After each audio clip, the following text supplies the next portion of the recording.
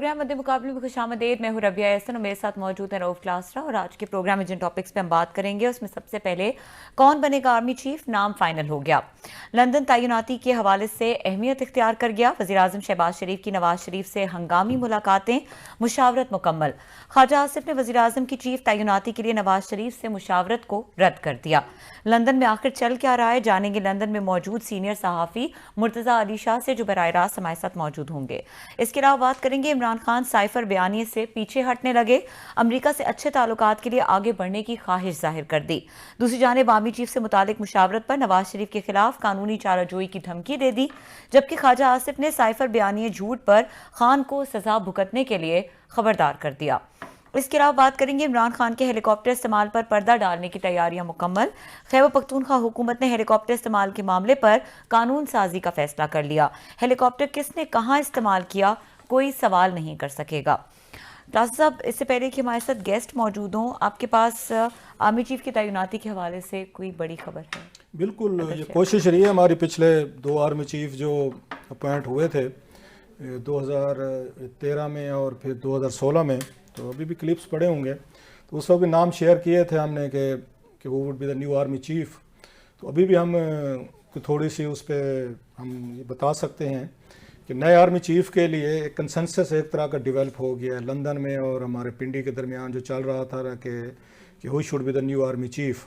मेरी इतला ये है कि अब की दफ़ा नवाज शरीफ साहब और उनके कैंप ने फैसला किया है कि स्ट्रिक्टली हम कोई कंट्रोवर्सी में पड़े बगैर कि अपने फेवरेट्स को प्ले करें, तो बेहतर ये होगा जो मोस्ट सीनियर जर्नल है उसी को ही लगा दिया जाए। और पाकिस्तानी तारीख में शायद बड़े अरसे बाद होगा कि जो मोस्ट इस वक्त सीनियर जनरल हैं उनको आर्मी चीफ लगाने के हवाले से ये कंसेंसस जो है ना, ये वहाँ पे तय पाया है। और मेरी इतला ये है कि मोस्ट इस वक्त जो आपके सीनियर जनरल हैं वो लेफ्टिनेंट जनरल आसिम मुनीर हैं। तो आसिम मुनीर के हवाले से कंसेंसस जो है ना, ये डेवलप मतलब ये कहा जा सकता है कि हो चुका है, he might be the new army chief of Pakistan. ये तो एक जो मेरी इतला थी। अगरचे वो कहते क्या हैं कि देयर आर मैनी मतलब इफ्स एंड बट्स आ जाते हैं, still many days to go, लेकिन ये फैसला वहाँ लंदन में ये बाकायदा मियां नवाज शरीफ साहब का कैंप जो है वो इस पे उन्होंने किया है।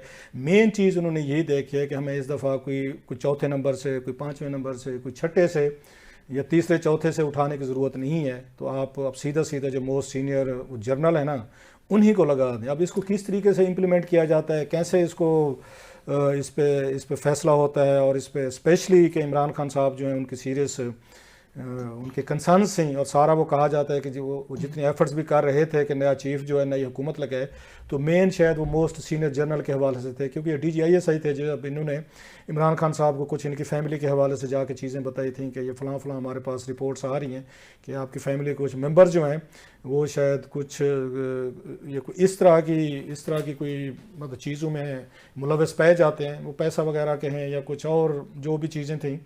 तो उस पर खान साहब नाराज़ हुए थे और उनको हटा दिया गया था, आपको याद होगा। ये और बात है कि खान साहब ये समझते हैं कि कुछ और वजूहत थी हमारे कोई फॉरेन पॉलिसी के हवाले से, जिस पे वो उस वक्त के DGI जो थे वो शायद उस पॉलिसी को फॉलो नहीं कर रहे थे, ईरान या तुर्की या इंडोनेशिया, जो उन्होंने बाद में कुछ जर्नलिस्टों के साथ उन्होंने शेयर की थी। तो लेकिन इसके बावजूद अब यही खबर आ रही है कि आसिम मुनीर साहब के नाम पे इनका कंसेंसस है कि उनको बनाया जाए। हम इस मज़ीद उसमें नहीं जाते इसमें डिटेल्स में, लेकिन साथ में एक और एक बड़ी बिग डेवलपमेंट हो रही है कि सऊदी ये क्राउन प्रिंस जो MBS जो है मोहम्मद बिन सलमान जो है, इनके बारे में कहा जा रहा था कि शायद ये इन्होंने पूरे का पूरा दौरा जो है ना इन्होंने उन्होंने कैंसिल किया सऊदी ईस्ट एशिया का, जिसमें पाकिस्तान भी था, इंडिया का कह रहे थे, और 4 ममालिक भी थे, कोरिया था, उसमें कहीं इंडोनेशिया था, और फिर उसमें थाईलैंड वगैरह भी शामिल थे।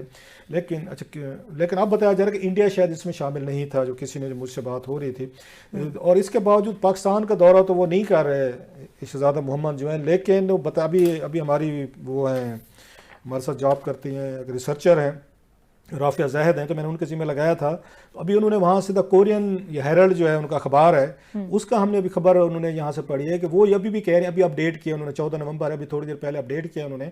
वो कहते हैं कि सऊदी ये प्रिंस जो हैं वो आ रहे हैं वहाँ पे, कोरिया की विजिट जो है ना वो कर रहे हैं इस वीक, उसमें जुमरात वाले दिन जो है ना वो वहाँ पे एक्सपेक्ट किया जा रहा है कि वो वहाँ पर पहुँचेंगे कोरिया में। ये कोरिया के अखबार की आज की अभी थोड़ी देर की खबर है।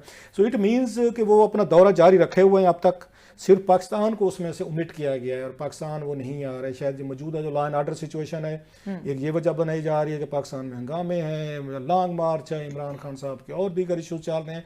सबसे बड़ा मेरा ये ख्याल है इन चीज़ों से हट के शायद इस वक्त वो इस मुल्क में वो नहीं देखे जाना चाह रहे। ये जो MBS हैं 21 नवंबर के करीब बताया जा रहा था जब इस मुल्क में नए आर्मी चीफ की तैनाती हो रही है, और ये समझा जाता है रिवायती तौर पर सऊदीज़ और पाकिस्तान आर्मी जो है ना ज़्यादा क्लोज हैं, ज़्यादा करीब हैं। सो शायद वो मेरा ख्याल मौका नहीं देना चाह रहे ये MBS जो हैं कि उस वक्त जब पाकिस्तान में नए आर्मी चीफ का नाम फाइनलाइज हो रहा है उस वक्त इस मुल्क में हो, और कल को नाकदीन जो हैं, क्रिटिक्स जो हैं, वो किसी स्टेज पे ये ना कहें कि जनाब के अगेन MBS पाकिस्तान आए थे और $10-12 की वो जो इन्वेस्टमेंट वगैरह पैकेजेस हैं वो देकर गए थे, और शायद उन्हीं का प्रपोज्ड नाम जो है जिसको उन्होंने एंडोर्स किया वो इस्लामाबाद में बैठ के शायद उसी को लगाया गया। मेरा ख्याल है उन्होंने बड़ा wisely, I must say it's a very wise decision हमारी ये एस्टेब्लिशमेंट ने किया है कि अभी आप ना आए, या मोहम्मद बिन सलमान ने किया, बड़ा उन्होंने मेरा ख्याल वाइजली किया कि अगले महीने आ जाएंगे कि वंस दिस कहते हैं डस्ट सेटल्स डाउन के ठीक है आर्मी चीफ का नाम भी फाइनलाइज हो गया, अनाउंस भी हो गया, समरी भी पास हो गए, फिर आए ताकि ये कंट्रोवर्सी ना हो। और कल को अगर उनकी मुलाकात होनी है नए आर्मी चीफ से रावलपिंडी में हो या इस्लामाबाद में हो तो पूरे कॉन्फिडेंस के साथ हो। तो पहले मुलाकातें करना शायद वो मेरा ख्याल है वो दोनों साइड्स के लिए। मैं एक और एंगल से आपको बता रहा हूँ कि बाकी अगर 4 मुल्कों में जा रहे हैं तो पाकिस्तान नहीं आ रहे, तो उसके पीछे मेन रीज़न एक है, ये कुछ एक अच्छा अखलास साहब, आपने कहा है कि कंसेंसस से डिसीजन हो गया है कि नए आर्मी चीफ कौन होंगे, और ये जो लंदन में मुलाकातें हुई हैं वज़ीर आज़म के दौरे के दौरान, ये भी बताएगा कि इत्तेहादियों के कितने इसमें कितना इम्पैक्ट हो सकता है, क्या उनको एतमाद में लिया गया है या अभी आके लिया जाएगा, और वो उनकी कोई इंटरफेरेंस नहीं होगी या प्रेफरेंसेस नहीं होंगी? ये तो खैर है कि अगर एक तो पहले वो राना साहब अगर ले लें उनको, मुर्तज़ा अली शाह साहब को लंदन से डायरेक्ट हम उनसे भी कुछ बातें पूछ सकते हैं। लेकिन मेरा ये ख्याल है कि 2 चीज़ों के बारे में ना बड़ा इस पर सेंसिटिव है शरीफ फैमिली। 2 नामों पे वो कोई कंप्रोमाइज़ नहीं करेंगे, इत्तेहादियों को इन्फॉर्म करेंगे, एतमाद में लेंगे, मशवरा नहीं लेंगे कि आप बताएं किसको लगाएं, वो नहीं लेंगे, लिया भी नहीं है। पहले उन्होंने चेयरमैन नैब था, आपको याद होगा असद जरदारी साहब ने जो नाम दिया था जस्टिस साहब का रिटायर का, उन्होंने उनका नहीं माना। उनके सबसे ज़्यादा करीबी थे आफ्ताब सुल्तान साहब जो DGIB रहे हैं और बड़े करीबी थे उनके शरीफ ख़ानदान के। अगरचे उनकी बड़ी वो सुनते थे कि आफ्ताब सुल्तान जो है मैन ऑफ रेपुटेशन और इंटेग्रिटी के लोग उनकी बातें करते हैं जो उनको जानते हैं। मेरी तो कभी खैर उनसे मुलाकात नहीं हुई, सो आई कांट क्लेम, लेकिन अब तक को जो सुना था उनके बारे में यही था कि वो शायद ये पुलिस के उस ग्रुप से हैं जिनकी कंपैरेटिवली रेपुटेशन बड़ी अच्छी है, उन्हीं को वो लेकर आए। और अगरचे उनके नाकदीन अब ये कहेंगे कि आफ्ताब सुल्तान साहब के दौर में सारे केसेस जो हैं सारे सेटल किए गए हैं, लेकिन आफ्ताब सुल्तान साहब के हम ये कहेंगे कि हम क्या करें, कौमी असम्बली ने कानून पास कर दिए, हम तो कवानीन पे इम्प्लीमेंटेशन कर रहे हैं। So there are 2 sides of the story. एक तो चीज़ है उन्होंने उस पर नहीं मानी जरदारी साहब की, चीफ अपना लगाया, उन्होंने कहा नहीं जरदारी साहब आप रहने दें, आपसे पहले जावेद इकबाल साहब आपके मशवरे से लगाए गए थे, तो वो जो उन्होंने हमारा धड़न तख्ता किया आपके सामने है। इसी तरह आर्मी चीफ बहुत बड़ी पोस्ट है, मतलब नैब चेयरमैन से तो बहुत बड़ी आगे की चीज़ है ना, आर्मी चीफ लगा रहे हैं जिन्होंने अगला इलेक्शन करवाना है, ये जहन में रखें। और इमरान खान साहब पीक पे हैं और ये सारे इत्तेहादी या नवाज शरीफ साहब इन कंपनी जो डिक्लाइनिंग साइड पे हैं। सो उन्होंने अगला इलेक्शन भी कराना है और अगली हुकूमत के साथ काम भी करना है, अगले 3 साल रहना है। तो इस मामले में मेरा नहीं ख्याल वो मौलाना फजल रहमान साहब या MQM या जरदारी साहब को कहेंगे जी आप अपना नाम बताएं। इस पे क्लियरली वो बड़ा वो गार्ड करते, सेंस ऑफ पोजीशन बड़ी है नवाज शरीफ साहब में कि आर्मी चीफ जो है ना वो हम लगाएंगे, हमारी तैनाती होगी। सो इनको एतमाद में ले लेंगे कि हम ये फलां बंदे को लगाने लगे, लेकिन ये इनसे ये नहीं कहेंगे कि आप अपने नाम दें, नाम नहीं मांगेंगे। नाम जैसे मैंने कहा वो पहले ऑलरेडी फाइनलाइज कर चुके हैं। इखलास साहब, आपने एक अहम खबर दी है और हमारे साथ मौजूद हैं लंदन से बराह रास्त सीनियर सहाफ़ी मुर्तज़ा अली शाह साहब, उनको वेलकम करेंगे शो पे। अस्सलाम वालेकुम। वालेकुम सलाम जी मुर्तज़ा साहब, लंदन से बताइएगा कि वज़ीर आज़म शहबाज शरीफ बहुत अहम दौरे से वापस आ रहे हैं, बल्कि क्लास साहब अगर आप हाँ जी, मैं Murtaza has been very kind. अब हम इनको आजकल के लंदन में एक्टिविटीज़ का मरकज़ बना हुआ है, यार मुर्तज़ा, दो तीन चीज़ें हैं। पहले तो ये बताएं कि ये शहबाज शरीफ साहब के हवाले से कहा गया वो अपने भाई से, नवाज शरीफ साहब से मिल कर गए, उनकी वीडियो भी सामने आई, दोनों भाई बड़े जज्बाती अंदाज में मिल भी रहे थे, एयरपोर्ट की तरफ रवाना हुए, लेकिन फिर वहाँ से नहीं वो जा सके और वापस जाना पड़ा। तो मुखालफिन ये कह रहे थे कि जनाब, अब मुझे नहीं पता लाइटर नोट में कह रहे होंगे, मजाक उड़ा जैसे स्टाइल है पाकिस्तान में, तो उन्होंने कहा जनाब कि क्योंकि जुर्माना हो गया है उनको वहाँ पे वो डेली मेल वाली स्टोरी के हवाले से, तो लिहाजा उनको रोक दिया गया है कि जब तक आप यहाँ पे ये जुर्माना नहीं देंगे आप नहीं जा सकते। ये फिर किसी ने कहा नहीं, उनकी तबीयत ख़राब थी। आपकी क्या खबर है सर कि क्या हुआ है कि वो मियाँ नवाज शरीफ इन शहबाज शरीफ साहब को 2 दिन क्यों डिले हुआ, एयरपोर्ट से क्यों वापस जाना पड़ा? अच्छा, क्लास से आपने एक्चुअली 4-5 सवाल पूछे, मैं आपको वन बाय वन बताता हूँ। सबसे पहले ये कि शहबाज शरीफ साहब जब यहाँ पर थे तो उनकी ओवर 3 डेज उनकी मियाँ साहब से रोजाना, बड़े मियाँ साहब से रोजाना 2 से 3 मीटिंगें होती थी। तो इन टोटल उनकी आपस में फैमिली की जो है मीटिंग काफी 2-3 दफा फैमिली के लोग मिले, और ये मेरा ख्याल है पहली बार फैमिली की इस लेवल पे रीयूनियन थी। सो एक तो वो फैमिली बहुत सारी रोजाना रात को डिनर इकट्ठे करते थे, दोनों भाई और उनकी फैमिली। और फिर बाद जो पब्लिकली मीटिंग हुई, जो हमने भी कवर की, आपने भी विजुअल देखते होंगे उनके आते हुए निकलते हुए के। फिर हुआ ये कि जिस दिन शहबाज शरीफ साहब ने यहाँ से 8:30 बजे हिथरो से फ्लाई आउट करना था, वो नवाज शरीफ साहब से मिलकर वहां से निकले, और उसके बाद उनकी तबीयत जेन्युइनली मैं बता रहा हूँ खराब हो गई। उसका डेली मेल वाला वो तो साफ मजाक, वो सिविल केस है, यहाँ जुर्माने वाली जो बात है मैं आपको बताऊंगा कि वो क्या है जी। उसके बाद वो यहाँ से निकल गए, और फिर तकरीबन 3 घंटे के बाद हमें वहां से उनके जो ऑफिस के लोगों ने बताया कि उनकी तबीयत बहुत ज्यादा खराब है और वो हॉस्पिटल चले गए। वो गए और उन्होंने अपना चेकअप करा, उसके बाद वो अगले 2 दिन वो एंटीबायोटिक्स पे रहे, और कल फिर वो वापस चले गए। और उस वक्त जब शहबाज शरीफ यहाँ पर थे, उनकी जो किसी किस्म की सियासी मीटिंग नहीं, वो जो मैं आपको यह और अथॉरिटी बता रहा हूँ कि वो वाकई में उनकी तबीयत खराब थी। इसके अलावा इसमें ना तो वो कहा जा रहा है ना कि आर्मी। अच्छा मुर्तज़ा, मैं आपकी सारी बात काट रहा हूँ। ये शहबाज शरीफ साहब जो है, इनको पुराना वो बताया जाता है शायद कैंसर का ट्रीटमेंट ले रहे हैं पिछले कोई 10-12 साल से। Was it related to some cancer से रिलेटेड था या कोई और इशू उनको सेहत का पैदा हुआ? वो ट्रीटमेंट तो ले रहे हैं बड़े अरसे से कैंसर का, वो तो हम सब जानते हैं। बल्कि मुझे याद है 2006-07 में जब लंदन में मैं था और 1-2 दोस्त हम रिपोर्टिंग करते थे, उस वक्त भी वो खुद बताया करते थे कि उनको ट्रीटमेंट जारी था। तो अभी क्या हुआ है, कोई ये पता चला है पुरानी वो इशू है या कोई और नया है कोई? ये उनके जनरल हेल्थ इशू था, लेकिन ये है कि इसमें जो सैटरडे को उन्होंने वो हार्नेस क्लिनिक में भी गए जहाँ पे वो अक्सर आके जो बैक पेन है उनको, उसका वो जो डॉक्टर है उससे मिले सैटरडे को। तकरीबन 2 से 3 घंटे वहां पर वो रहे, लेकिन हमें जो बताया गया कि उनको जनरल जो है उनकी तबीयत खराब हुई, but not related to cancer. ये एक बात है। दूसरा ये कि जो वो डेली मेल का जो आपने जिक्र, जी वो क्या स्टोरी है, डेली मेल वाली क्या स्टोरी है कि उस पर जुर्माना जो हुआ इनको, और उसका जरा प्लीज मेरा डिटेल लोग सुनना चाहेंगे। देखिए क्लासर साहब, इसका ये थोड़ा सा मैं आपको टाइम दीजिएगा, मैं आपको एक्सप्लेन करूँगा। एक्चुअली अगर आप देखें तो उसमें लिखा हुआ है कि शहबाज शरीफ ने स्टे विड्रॉ किया। स्टे विड्रॉ का मतलब यहाँ पे ये है कि उन्होंने एक्चुअली आज से, मैं आपको बताऊँ, पहली बार मैं आपको बता रहा हूँ कि आज से तकरीबन 8-9 महीने पहले डेली मेल और शहबाज शरीफ की एक अंडरस्टैंडिंग डेवलप हुई थी कि हम फिलहाल प्रोसीडिंग स्टे ले लेते हैं। स्टे की मतलब ये है कि डेफामेशन ट्रायल नहीं चलेगा। उसकी वजह यह है कि पाकिस्तान में भी वही केस चल रहा है जो लंदन में चल रहा है, लिहाजा एक जुरिस्डिक्शन फैसला कर ले और फिर दूसरे के ऊपर वो केस आगे चलेगा।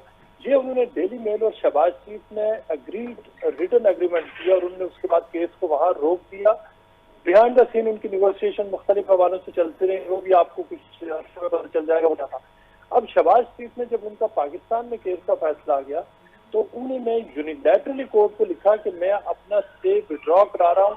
इसका मतलब यह है कि उन्होंने कहा ये कि प्रोसीडिंग ज्वाइन करो, प्रोसीडिंग चले केस, आप ट्रायल की डेट दें।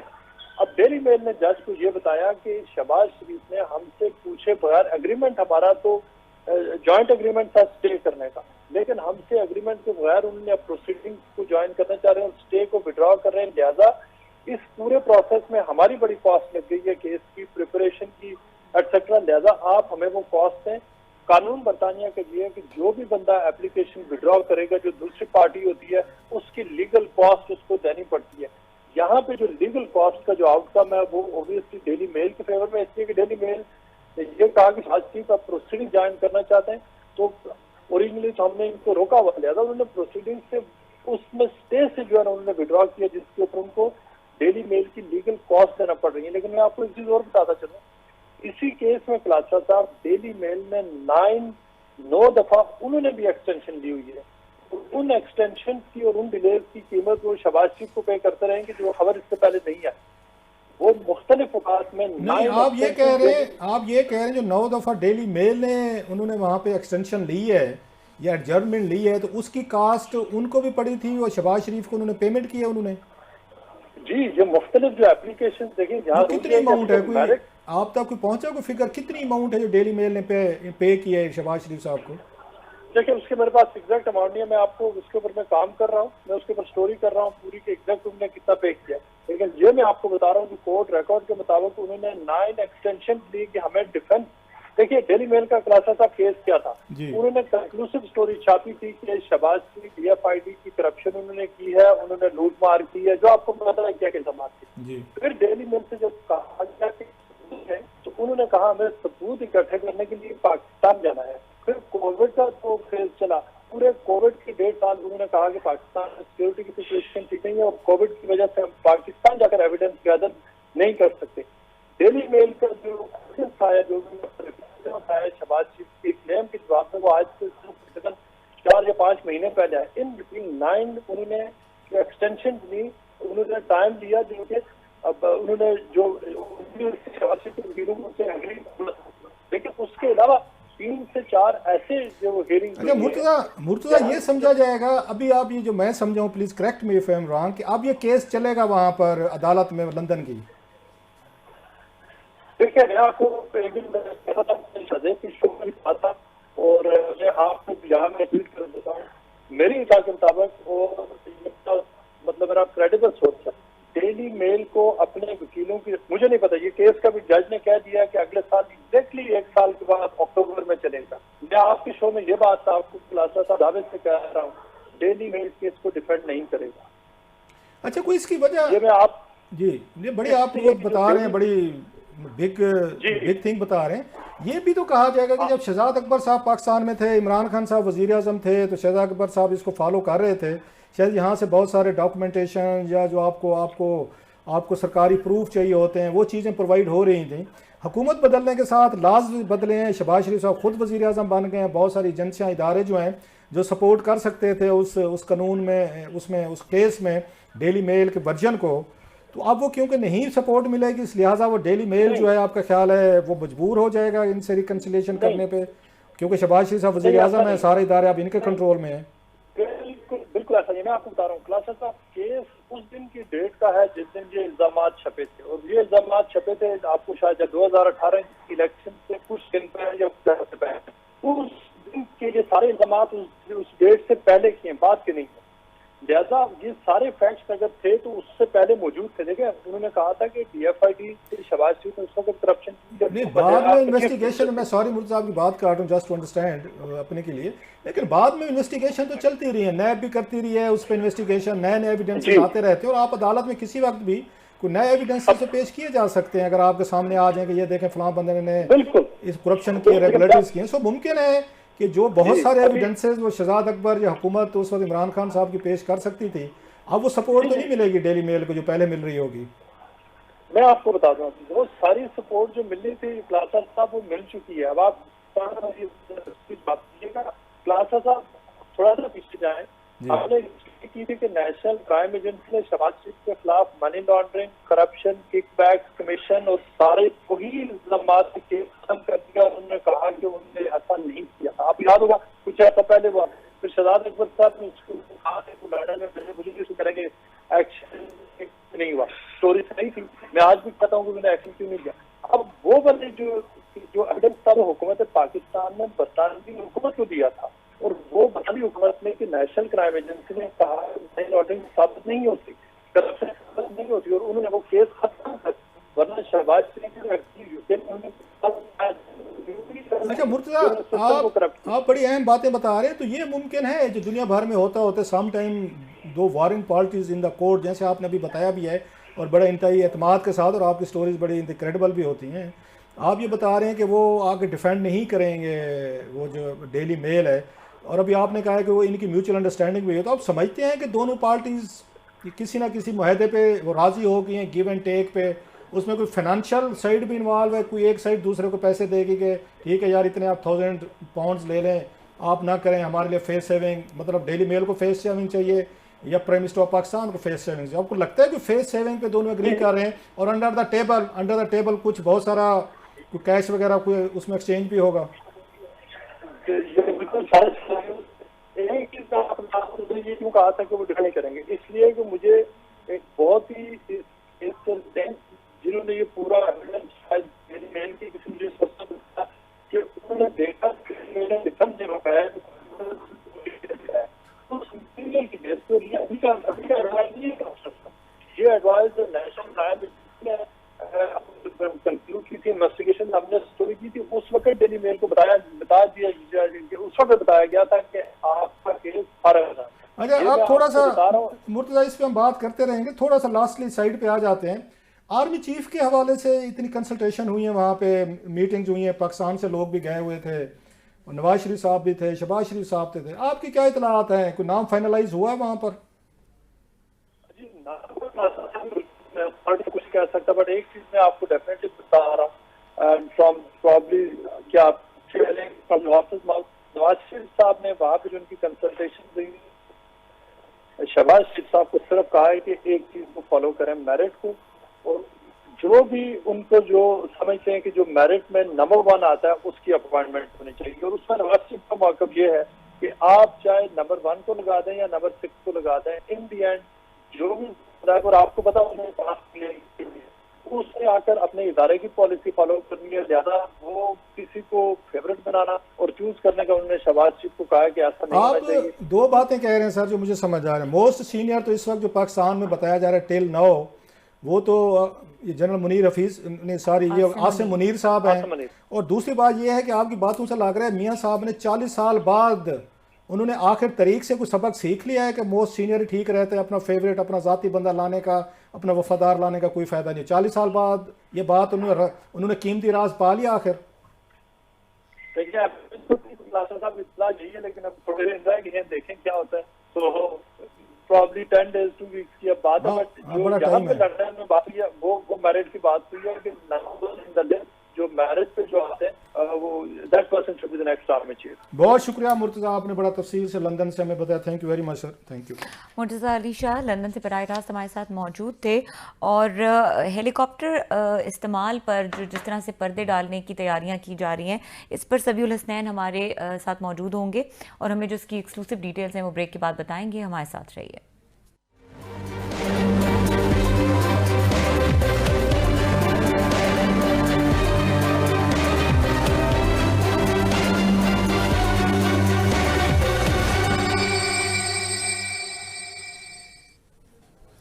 Welcome back. और इस सेगमेंट में हमारे साथ मौजूद है मुशीर बराए वज़ीर-ए-आज़म पाकिस्तान और सीनियर रहनुमा पाकिस्तान पीपल्स पार्टी नदीम अफजल चंद साहब। आपको वेलकम करेंगे शो पे। अस्सलाम वालेकुम। जी वालेकुम अस्सलाम। जी नदीम अफजल चंद साहब, इस वक्त तो अहम मामला सबसे ज़्यादा जो एक इम्पोर्टेंट अपॉइंटमेंट है उस हवाले से, तो क्या खबरें आपके पास?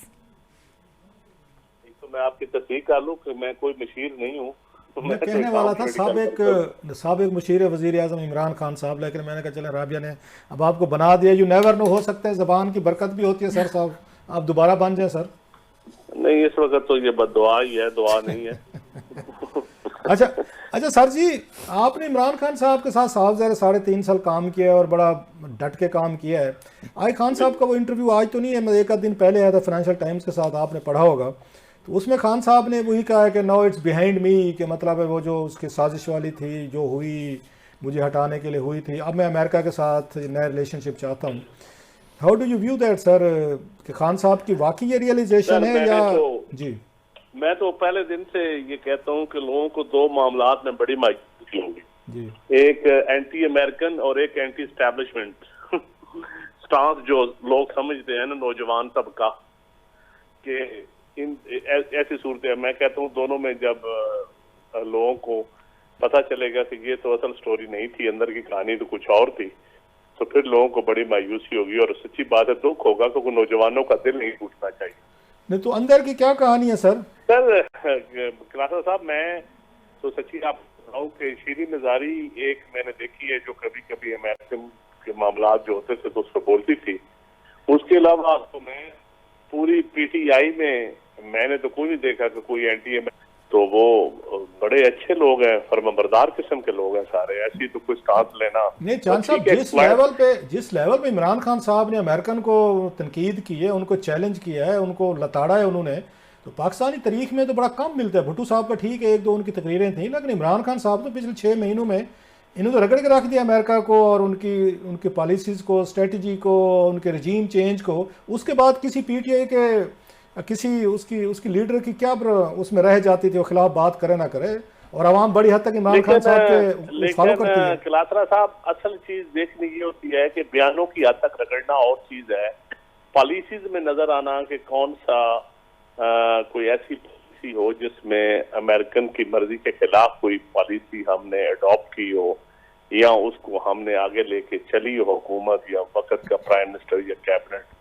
तो ऐसी कोई पॉलिसी तो मैंने तो 3.5 सालों में नहीं देखी जो अमेरिकन के। नहीं, वो पॉलिसी आप ठीक कह रहे हैं, वो तो इक्तदार से बाहर निकलने के बाद खान साहब ने कहा है कि मुझे हटाया गया है। सामने न देखे अब आप और मैं बैठ के मफरूजों पे तो हम बात नहीं कर सकते, कुछ है जो तारीख लिखी जा चुकी है, उस तारीख पे तो हम बात कर सकते हैं ना, आने वाला वक्त जो आएगा वो देखा जाएगा। लेकिन तारीख जो है उसमें जो चीज नजर आ रही है उसमें तो मैंने कभी नहीं देखा कि कोई ऐसी बात हुई हो जिसमें खान साहब या उनकी कैबिनेट या उनका कोई बंदा जिसमें कोई एंटी अमेरिकन कोई खुशबू भी थोड़ी सी नजर आए। अच्छा सर, आर्मी चीफ के हवाले से मैं आज आपके ट्वीट्स पढ़ रहा था, बात तो आपने सच की है कि एक यहाँ पे आला अपॉइंटमेंट होनी है, ग्रेड 22 की ले लें, जैसे चीफ सेक्रेटरीज की अपने लेवल पे होती है या आईजी की होती है, उसी ग्रेड का हम देखते हैं कि उधर एस्टेब्लिशमेंट में भी होती है। इतनी ज़्यादा मतलब तीनों साइड्स हम देख रहे हैं, आपकी पार्टी ज़रा थोड़ी सी पीछे लग रही है, तो इमरान खान साहब और नवाज शरीफ साहब का कैंप जो है, इतनी ज़्यादा जंगोजदल क्यों है इस अपॉइंटमेंट के लिए? क्या समझते हैं आप कि क्यों दोनों इतने बेचैन? मैं आज इसलिए सच्ची बात है, हमारा मुल्क में एक ही ऐसा इदारा है जिसमें कोई डिसिप्लिन है या कुछ चीजें जिसमें नजर आती है डिसिप्लिन, और वो पाक फौज है, और एक ऐसा इदारा है जो यकीनन पावरफुल भी बड़ा है, लेकिन बदकिस्मती से उसके चीफ की अपॉइंटमेंट के ऊपर जिस तरह बयानात सोशल मीडिया पे सियासतदानों के तकरीरें, अपोजिशन, हर चीज ऐसी हाइप क्रिएट की गई है, जैसा भी फैसला हो तो फिर उसमें चीजें लोग कीड़े निकालेंगे। मैं तो इसलिए समझता हूँ कि ये ऐसी हाइप नहीं होनी चाहिए। और फिर हम एक डेमोक्रेट कंट्री है, एक ठीक है, एक डिपार्टमेंट के सरबराह का ओहदे के ऊपर अपॉइंटमेंट होनी है, तो हमने इसको ऐसे बना लिया है जिस तरह इस मुल्क नहीं चांद साहब, वो इसलिए कहते हैं, मैं सॉरी आपकी बात काट रहा हूँ, वो इसलिए कंट्रोवर्सी है, इतना ज़्यादा हीटेड दोनों साइड चाह रहे हैं कि हमारी मर्जी का आ जाए, क्योंकि वो समझते हैं कि एक स्टेज पे आर्मी चीफ चाहे या ना चाहे, लेकिन आपको पॉलिटिक्स में ड्रैग कर लिया जाता है या आप खुद थोड़े से स्पेस बना लेते हैं। सो एक किसी स्टेज पे जो आर्मी चीफ होते हैं पॉलिटिक्स में उसकी इंटरफेरेंस जो है वो हो जाती है, लिहाजा सबकी कोशिश होती है कि जनाब को फिर ठीक है पॉलिटिक्स में कल को इंटरवेंशन होनी है तो कोई ऐसा बंदा लाया जाए जो हमारी साइड पे खड़ा हो। तो ये समझते हैं it's one of the reasons. देखिए जी, कल को जो कुछ भी होना है, as a democrat, as a constitutional जो है ना, हम एक प्रो कॉन्स्टिट्यूशन लोग हैं, हमें तो कॉन्स्टिट्यूशन की बात करनी चाहिए, और उस कॉन्स्टिट्यूशन में तो कोई ऐसा रोल नहीं है कि कोई ना कोई आपका ये मतहत होता है, ना कोई आप अपनी मर्जी का, एक रूटीन की अपॉइंटमेंट है, और हमें दुआ करनी चाहिए कि इस मुल्क में ऐसी तब्दीलियां, ऐसी अच्छी चीजें आए कि हम ये ना सियासत में कोई मुदाखलत करे, ना किसी पे कोई दब्बा लगे। अच्छा सर, एक और चीज आपकी पार्टी ने की है जिसमें बड़ी तनकीद हो रही है, ठीक है, मान लिया कि आर्मी चीफ की दौड़ में आपकी पार्टी जरा साइड पे बैठी है, वो है मुस्तफा नवाज खोखर साहब का जो हमने इस्तीफा आप लोगों ने लिया है। आपकी पार्टी के अंदर भी तो वही फिर क्या कहा, फाशिज्म है, फिर लैक ऑफ डेमोक्रेसी है कि लोग अपने व्यूज को एक्सप्रेस नहीं कर सकते। आप तो सबसे बड़ी पुरानी पार्टी का दावा रखते हैं 69 के बाद, आपकी पार्टी तो लग रहा है कि वही वाला हिसाब है कि आप बोल ही नहीं सकते, बात नहीं कर सकते, बात करेंगे तो आप यहाँ सेनेटरशिप से रिजाइन करें। आपने उठाई है कोई बात अपनी पार्टी के अंदर कि हमारे? देखिए जी, जब कोई पार्टी की मीटिंग होगी जरूर इस टॉपिक पर डिस्कशन होगी।